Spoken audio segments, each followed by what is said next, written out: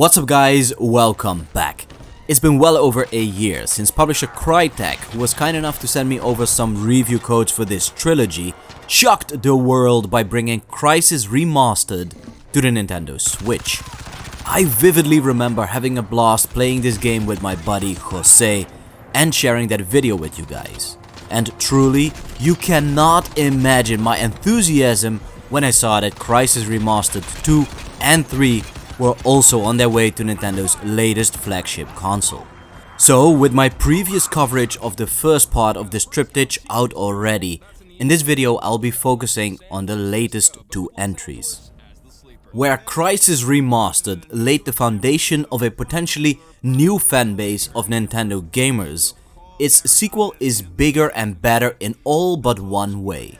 It's a shame to experience that this game is less of an open world and more of a streamlined affair, but in all respect it does that in style. Crysis 2 Remastered is the equivalent of a AAA action thriller movie, and much directed so. From the opening moments of the game till the very end, you'll be sitting on the edge of your seat, constantly throwing yourself at enemies, then hiding in the shadows or making use of your cloaking abilities, stealth killing or blasting your way through enemy strongholds. The music composition too is strikingly good, and by none other than Hans Zimmer. Yes, the big Hans. I sincerely love this game and it looks fantastic.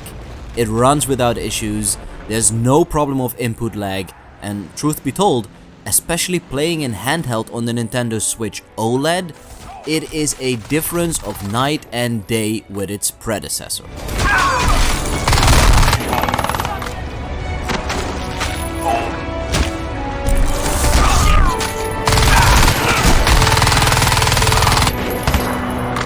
And then comes Crysis 3 Remastered, the shortest game of the bunch, conclusion to Prophet's story, and overall tour de force.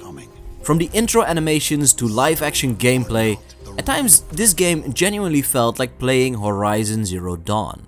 It is a beautiful production, running butter smoothly on the Nintendo Switch OLED, docked and in handheld, regardless of whatever is rendered on screen.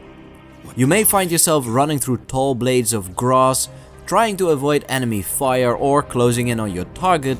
The adaptive scaling, which was incorporated in the original games, has been used to full effect, allowing you, the player, to get immersed in the best possible way. The cutscenes too are nothing short of brilliant. I mean, just look at this professor as he inspects Prophet after his extensive bodily transformation. In terms of gameplay, this third entry in the Crysis Trilogy has seen some overhauls, the biggest of which the inclusion of the bow and arrow, which add a new dimension to the game. And to be honest with you guys, there really is no better feeling than letting loose some arrows in the form of headshots. What say? He's using arrows!